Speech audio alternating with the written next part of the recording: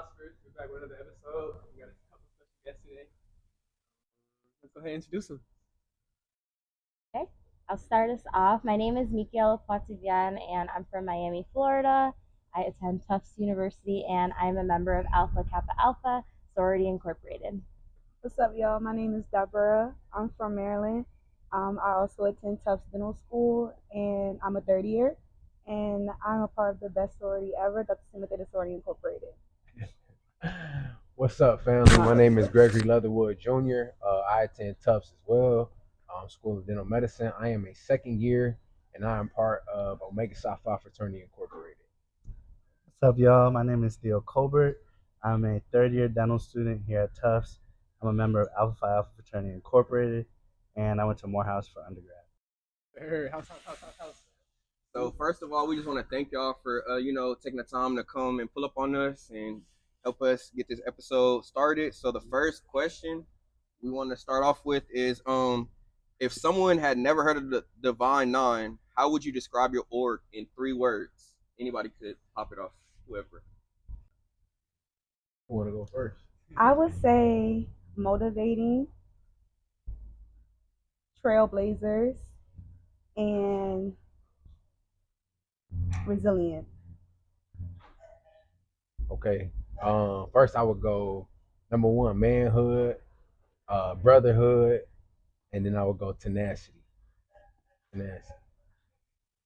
I think I would probably say leadership is probably the first one. I also agree with Deborah, Trailblazers. We're the first org, so we started everything. Technically, 1903 coming. We're gonna get into that later, though. And then last, I would say we're also servants, above all. So. For us, I'll probably say consistent, debonair, and clutch. Okay. So I would probably say dedicated, giving, and sisterhood.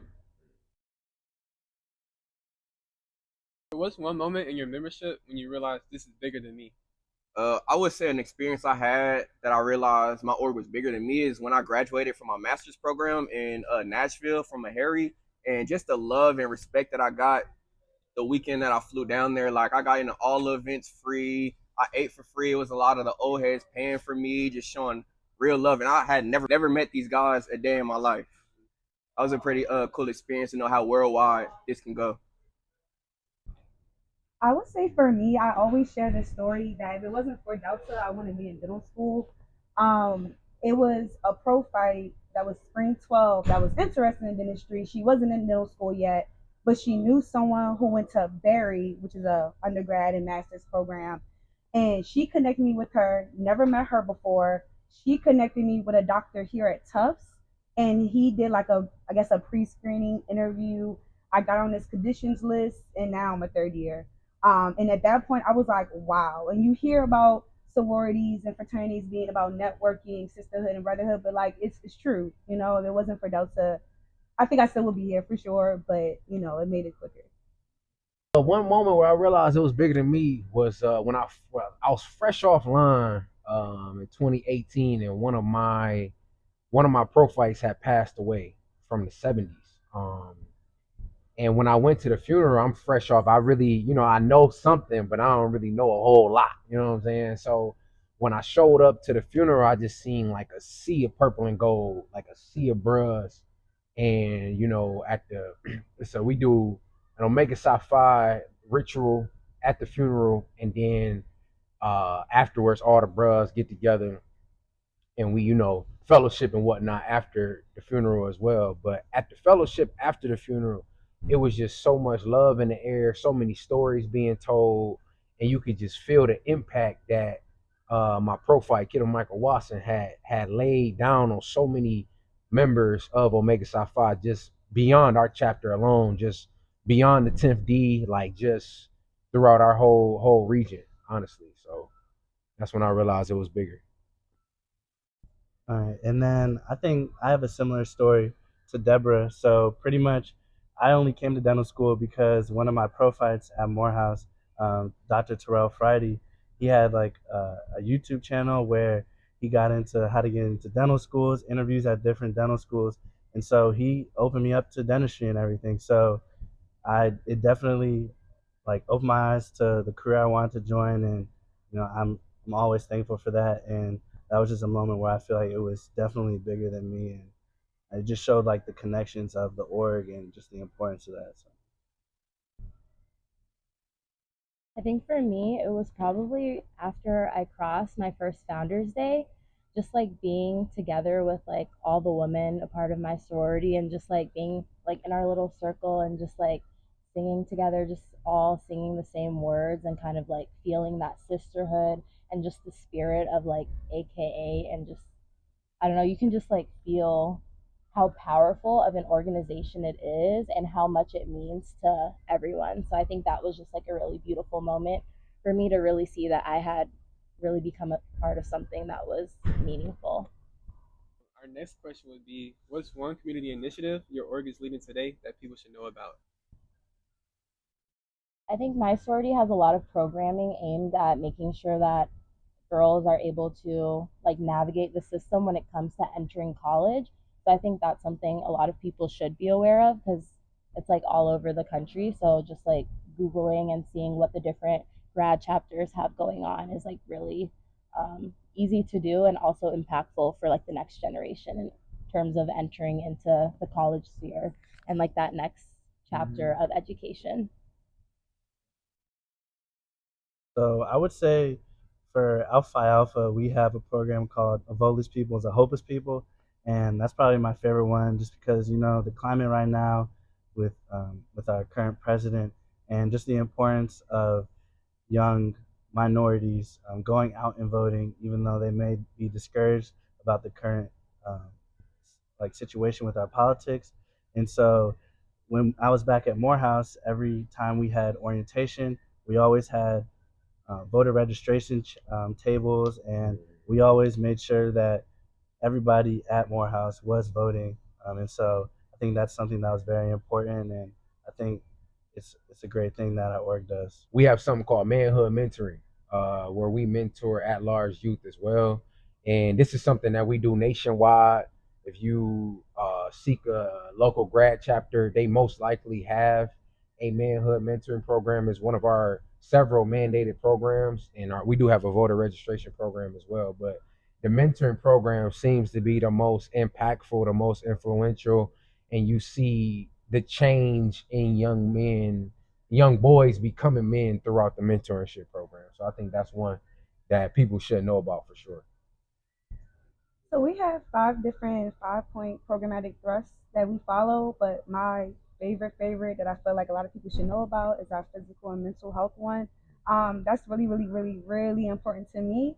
But like Greg mentioned, like your local chapters, if you are a part of the Smith Disorder Incorporated, I encourage you to become financial and to join these committees. I'm currently a part of the Boston alumni chapter, and I'm a part of that specific committee, and we put together breast cancer awareness month, for example, and where we will educate women. We'll have doctors from Harvard that are SORs as well, deltas, and they'll speak on breast cancer and how to prevent it, what to do, etc. So yeah. So initiative that we have is called Kappa League and Kappa Camp, which are youth mentorship programs that we run uh, for youth that are lacking, fatherhood figures.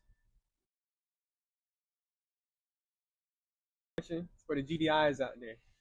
So for those who didn't join the undergrad, is it ever too late to become part of a D9 organization? What should people know about joining as a graduate member? Nah, it's definitely not.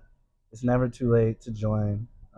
And so I think if you do want to join, I think it'd be important to just at least know somebody that's in that organization in the city, because they probably know somebody that is a part of the local grad chapter that could get you just like the next steps for being a good candidate to join their chapter.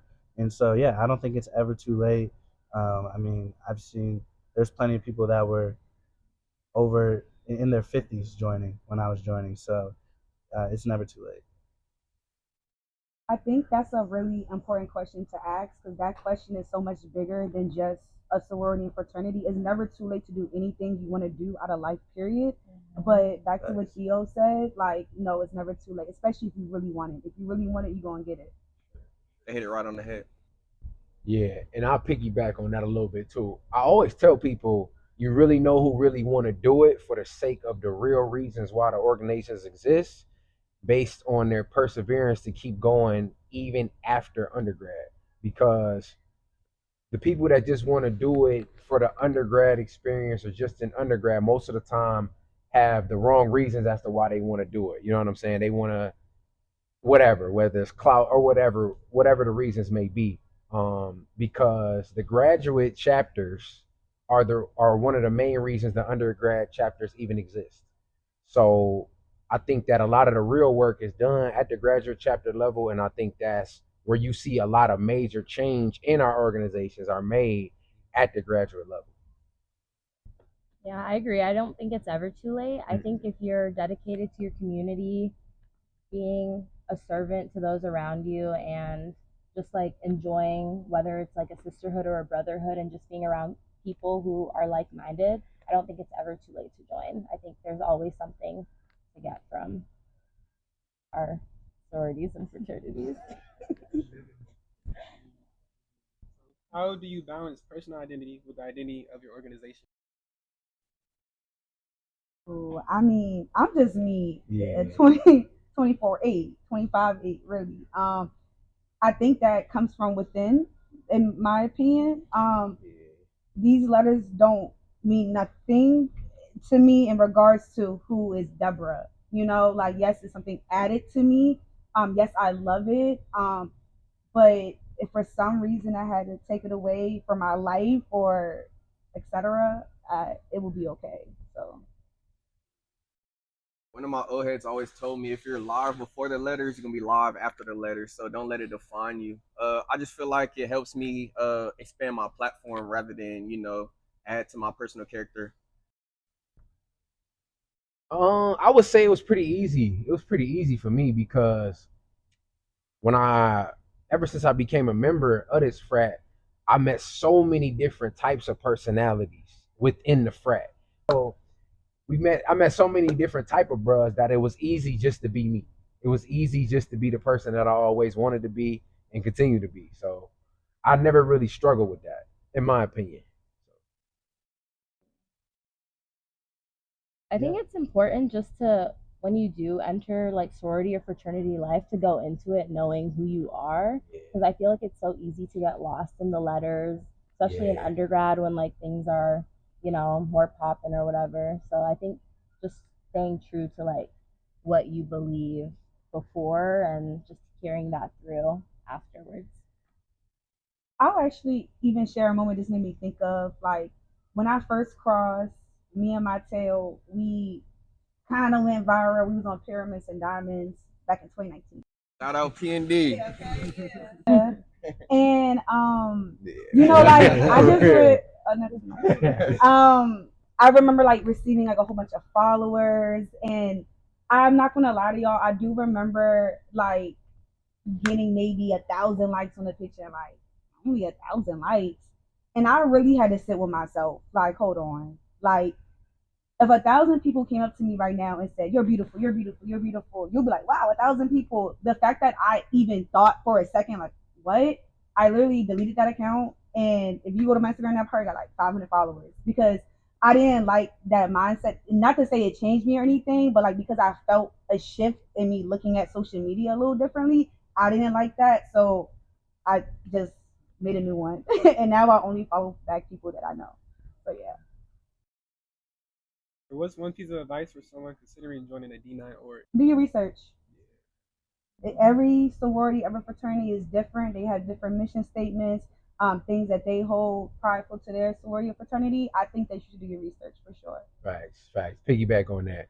Every one of us, like, we stand for kind of different things, but under the same umbrella of giving Black people a space to navigate and to uplift other Black people in our community. So do your research and know which direction you want to go to that aligns with something that you really feel strongly about. I would also say get to know people in the sorority or fraternity that you want to join, and just see like how you mesh with them, see how they, interact with you, and maybe just like learn from them and see like what they've gained from their experience being within the sorority and fraternity, and maybe like if that's something that you actually want for yourself. All right, so we're at the end of our episode, and we like to do this segment called Tough Enough. It's where we ask you like, what's a moment in your life where you faced like significant adversity? How were you able to overcome it, and like how has it shaped who you are today? Now, I would probably say a time that I hit some adversity was about 2 months before I graduated from undergrad in 2022, and I checked my graduation status to see like if I'm straight. I realized I was one credit off from graduating, like, and so obviously didn't prepare the right way with like which credits I was going to take that semester, and by then I had already gone into Tufts and everything, put my deposit down. So I'm like, I can't like stay for one credit. That's crazy. So I pretty much had went to my advisor for Alpha. Shout out Good Game, the GOAT for real, yes sir. And so he. Secret organization. Nah, you're the boss. You know, Good Game. Right? GG. No, crazy. But yeah, so he helped me out, got in contact with the provost of the school and everything, and they ended up taking one of my AP Psych scores from high school, and counted that like as like 3 credits, so I went over. But that whole thing took like about like a whole month. I didn't tell my folks, I didn't tell anybody for real, like, but I definitely was trembling in my boots for real because I was like, 1 credit, that's crazy. So that was probably one time I just had to really just stay down and be patient, and just know that everything's gonna be straight. I try to keep this story like short. I tell this to a couple people because I just like finally got comfortable talking about it a lot. But growing up, I played sports, right? And I played football my entire life, and I kind of always relied just off natural talent. So growing up, always was like, if not the best player on the team, one of the better players on my team, and that's from Pee Wee League to high school. I always was like a significant part of the team. But when I got to college, things was different. A lot of people was bigger, stronger, faster, and I didn't have the mindset to really, really be a great college player. And my natural skill set just wasn't good enough. So I spent a lot of time on the bench and a lot of time in my own thoughts, like in my own head, thinking about a lot. And like, I spent a long time as a victim thinking people was against me, thinking the coaches didn't like me, they playing me, they doing this, they doing that. I spent time researching, trying to transfer, and this was before the portal was even a thing. So I was willing to transfer just to sit out and play again. And then I had another wall of adversity trying to do that, realizing that all my credits wouldn't transfer. And I was gonna go backwards in school, trying to find a school that'd take me on for another scholarship. It was just a lot. So I ended up, biting the bullet, staying at my school where I was at. Shout out to Fair State University in Big Rapids, Michigan. I ended up staying where I was at and just kind of fighting and battling through. And never really played, never really was a significant role on the team like I wanted to be.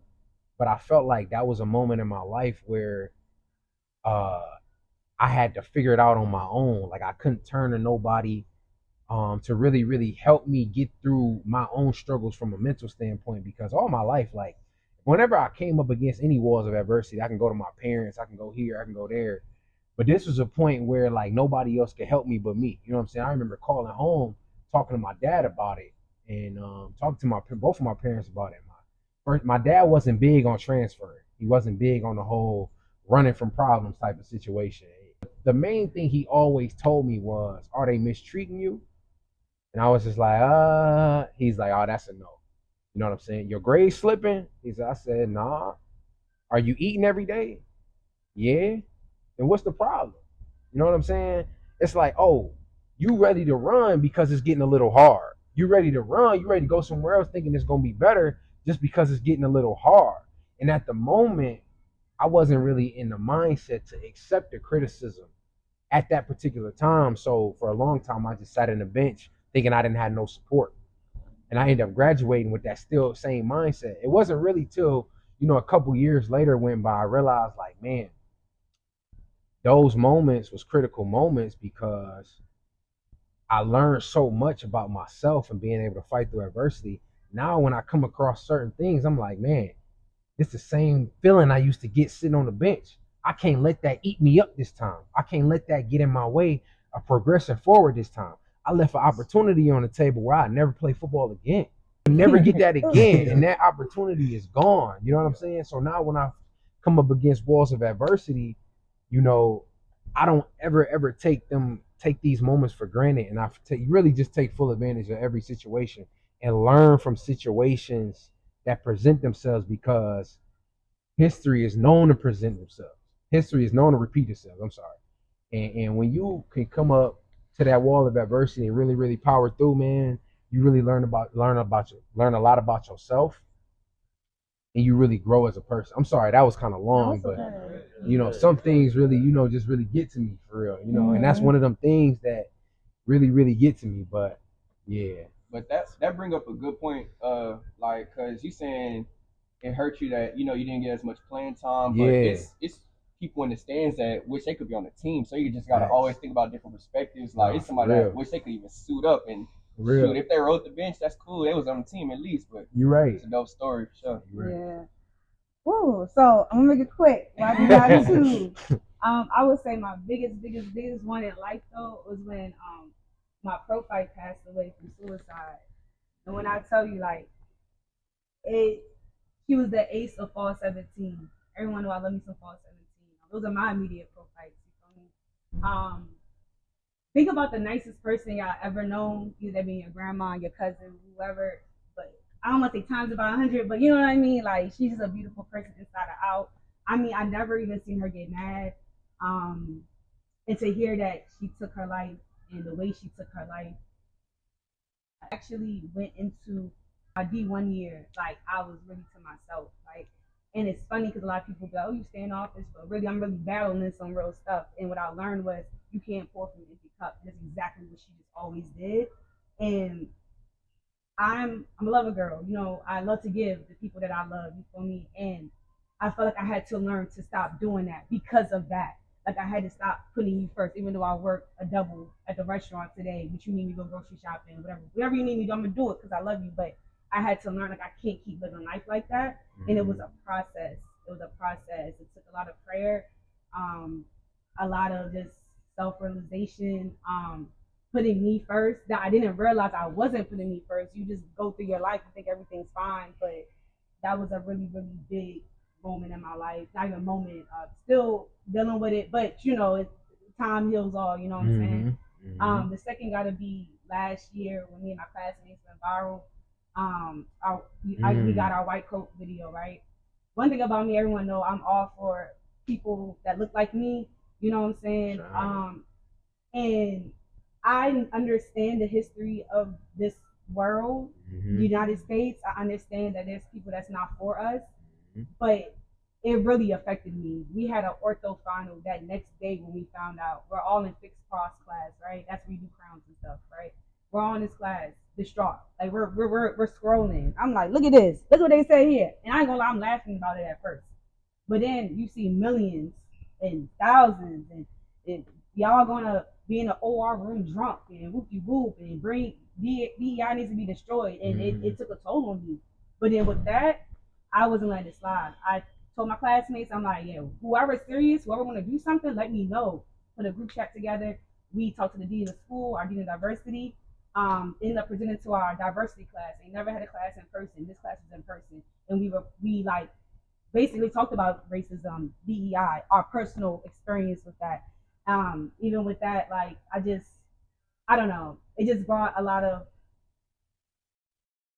emotions out. Yeah. Brought a lot of emotions out. I remember it. I'm just not one to really care about what people say about me, and the fact that I cared really affected me. So.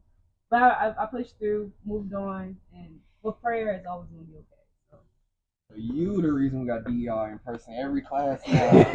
No. They will change that. No, I'm playing. inspired me because I was an undergrad when it dropped, and it's like that made me see that it was possible to get here, white coat, even my friends for sure. Mhm. I appreciate y'all for that. And just how y'all handled yourself after the fact. Mhm. Take a lot. Yeah, I think it's even like important looking at like our current political climate with DEI, just that you all like had that moment and like spread, you know, the fact that so many black and brown boys and girls can like get to that point. So I know it was tough though, like seeing all those comments. So I think a tough moment for me would probably be like going through college. I went to like a really small like high school, so I wasn't like properly prepared. So I think just navigating going to like the top university like in Florida and just like being from like these small classes to like huge classes and really having to go out of my way to like seek out help, which wasn't something that I ever really had needed because I did grow up like being more um like gifted, I guess. It was just like really surprising when I was like in a situation where I needed help and I didn't know how to like seek that out. So I kind of like went into myself a little bit, which is not what you're supposed to do when you are in a moment where you need help. So it took a lot to kind of like be vulnerable and really like seek out that support that I needed, whether it was from my friends or like faculty or just like upperclassmen. So I think that was like a moment that I really struggled with, and it was kind of like do or die. It was like, okay, you can sit here and like fail and like, you know, go through these classes and not do well, or you can like seek out support and do what you got to do to make it to that next chapter that like you're trying to get to. That'll wrap up this episode. We want to thank y'all for tuning in. Thank you for all the support. Thank y'all for pulling up on us and like, share, subscribe. Stay flossy. Stay flossy.